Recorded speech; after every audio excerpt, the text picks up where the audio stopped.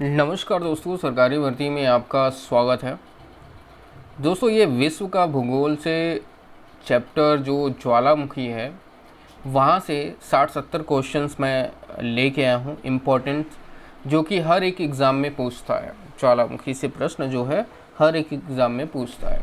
तो ये जो अगर 60 से 70 प्रश्न एक बार देख लेते हो इस वीडियो का, तो आपको जो है आपको हर एक एग्ज़ाम की मैं बात कर रहा हूँ, छोटे से लेकर बड़े लेवल तक की, उसमें कोई ना कोई प्रश्न आपको देखने को मिल जाएंगे। तो ज्वालामुखी से जो है प्रश्न पूछता ही पूछता है विश्व के भूगोल से।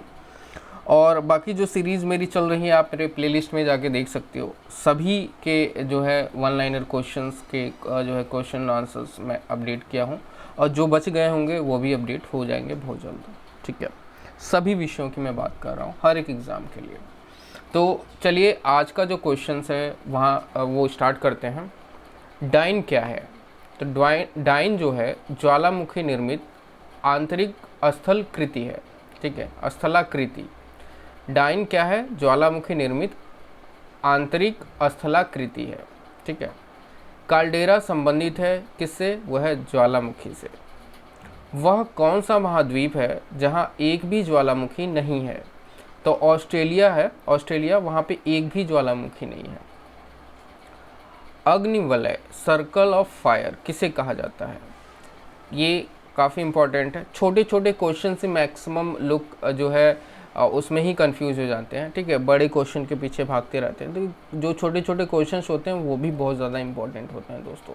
तो इसीलिए जो मैंने आपको बोला कि ज्वालामुखी से छोटे छोटे प्रश्न मैंने ले रखा है, एक बार देख लेंगे आप तो जल्दी से याद होगा। वीडियो देखते हैं तो लोग जल्दी याद हो जाता है। ठीक है, तो अग्निवलय किसे कहा जाता है? तो प्रशांत परिमेखला को कहा जाता है। लोकोलिथ संबंधित है, वो किससे संबंधित है? वो है ज्वालामुखी से संबंधित है। पहले अश्रु की उत्पत्ति कब होती है? वह ज्वालामुखी उद्गार के समय होती है। ज्वालामुखी में जल वाष्प के अलावा मुख्य गैसें होती हैं, वो कौन सी होती हैं? कार्बन डाइऑक्साइड, हाइड्रोजन और नाइट्रोजन होती हैं। विश्व के अधिकांश सक्रिय ज्वालामुखी पाए जाते हैं कहाँ? नवीन मोड़दार पर्वतीय क्षेत्रों में पाए जाते हैं। प्रशांत महासागर चारों तरफ स्थित ज्वालामुखी की पेटी को क्या कहा जाता है?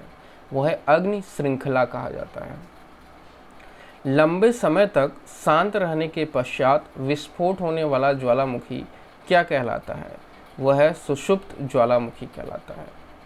किसे प्रकृति का सुरक्षा वाल्व कहा जाता है? वह ज्वालामुखी को।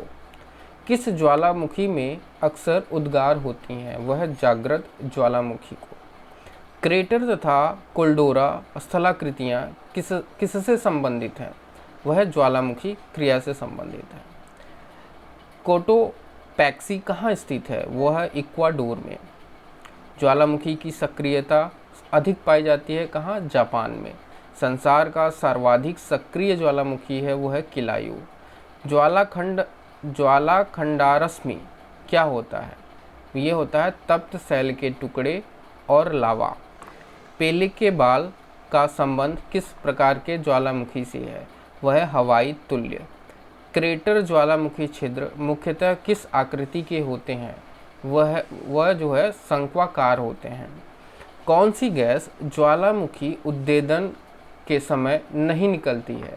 वह है ऑक्सीजन। विश्व का सबसे ऊंचा सक्रिय ज्वालामुखी कौन सा है? वह है कोटोपैक्सी। पृथ्वी की सतह के नीचे द्रवीभूत शैली कहलाता है, वो है मैग्मा। विश्व का सबसे ऊंचा ज्वालामुखी पर्वत कोटोपैक्सी कहाँ स्थित है? वह है इक्वेडोर में। स्ट्राबोली किस प्रकार का ज्वालामुखी है? वह है जागृत। मृत ज्वालामुखी किलिमंजारो किस देश में स्थित है? वह है तंजानिया। फ्यूजियामा किस देश का ज्वालामुखी पर्वत है? वह है जापान का। किस ज्वालामुखी को भूमध्य सागर का प्रकाश स्तंभ कहा जाता है? वह है स्ट्राम्बोली। कौन सा मैग्ना है एक? वह है ज्वालामुखी। एयरबस ज्वालामुखी कहाँ स्थित है? वह अंटार्कटिका महाद्वीप में। माउंट एटना ज्वालामुखी किस महाद्वीप पे स्थित है, यानी किस द्वीप पे स्थित है? वह सिसिली। विषुवियत ज्वालामुखी किस देश में स्थित है? वह इटली में। मौना लोआ उदाहरण है वह प्रस्तुत ज्वालामुखी का। विश्व में अनुमानतः कितने सक्रिय ज्वालामुखी पाए जाते हैं? वो है 50। स्ट्राम्बोली तथा एटना ज्वालामुखी किस देश में स्थित है? वो है इटली में। लॉकी ज्वालामुखी किस देश में स्थित है? वो है आइसलैंड में। दीमविंद ज्वालामुखी किस देश में स्थित है? वो है ईरान में। अल तुर्ग ज्वालामुखी किस देश में स्थित है? वह है जॉर्जिया। अरासत ज्वालामुखी किस देश में स्थित है? वह अर्मेनिया। माँ रेनियर ज्वालामुखी किस देश में स्थित है? वह है अमेरिका। माउंट रेजल ज्वालामुखी किस देश में स्थित है? वह है कनाडा। कटमई ज्वालामुखी किस देश में स्थित है? वह है अलास्का। कोटोपैक्सी ज्वालामुखी किस देश में स्थित है? वह है इक्वेडोर। फ्यूजियामा ज्वालामुखी किस देश में स्थित है? वह है जापान। क्राकाटोआ ज्वालामुखी किस देश में स्थित है? वह है इंडोनेशिया। सेंट हेलेना ज्वालामुखी कहाँ स्थित है? वह अटलांटिका महासागर में। किलिमंजारो ज्वालामुखी किस देश में स्थित है? वह तंजानिया में। मेरू ज्वालामुखी किस देश में स्थित है? वह केन्या। धंसाव या अन्य कारण से हुआ ज्वालामुखी का अत्यधिक विस्तार क्या कहलाता है? वह है काल्डीरा। उद्गार के आधार पर ज्वालामुखियों का वर्गीकरण 1908 में किसने किया? वह है लैक्रोई। निष्कासित पदार्थ की भिन्नता के आधार पर ज्वालामुखियों का वर्गीकरण 1944 में किसने किया? वह है कॉटन। लिपारी द्वीप के स्ट्राम्बोली एवं इटली के एटना ज्वालामुखी किस प्रकार के हैं? वह है सक्रिय व जागृत ज्वालामुखी। कोलंबिया दक्षिण अमेरिका में नेवादो डेल रुइज ज्वालामुखी कितने वर्ष तक शांत रहने पर फिर सक्रिय हुआ? वह 390।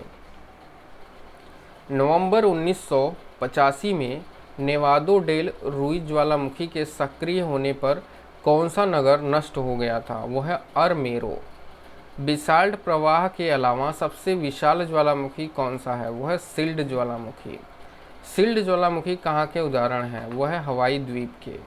किस ज्वालामुखी में बेसाल्ट की अपेक्षा अधिक ठंडे व श्यान लावा उद्गार होते हैं? वह है मिश्रित ज्वालामुखी। सर्वाधिक विस्फोटक ज्वालामुखी कौन से हैं? वह है ज्वालामुखी कुंड। बेसाल्ट प्रवाह क्षेत्र का हिस्सा कौन सा है? वह है दक्कन ट्रायम्फ। ईरान का कोह सुल्तान व दिमबेंद तथा म्यांमार का पोपा कैसे ज्वालामुखी हैं? वह है मृत अथवा निर्वापित। बैथोलिथ, लाइकोलिथ और फैकोलिथ और उसके साथ है लेपोलिथ, डाइक, सिल स्कंद एवं वृत्त स्कंद किसके उदाहरण हैं? वह अंतर्वर्ती भूस्थली कृतियाँ। उत्थित भू आकार तथा निमज्जित भू आकार किसके उदाहरण हैं? वह है बहिर्वर्ती स्थलाकृतियाँ। मैक्सिको का जोरल्लो सॉन, साल्वाडोर का माउंट इजाल्को किसके उदाहरण है? वह है सिंडर संक के। ज्वालामुखी के मुख को क्या कहते हैं? वह है क्रेटर। अमेरिका के किस राज्य में क्रेटर में जल भरने से क्रेटर झील बन गई? वह है ओरेगन। स्पेनिश भाषा में कोल्डेरा का क्या अर्थ है? वह है कड़ा।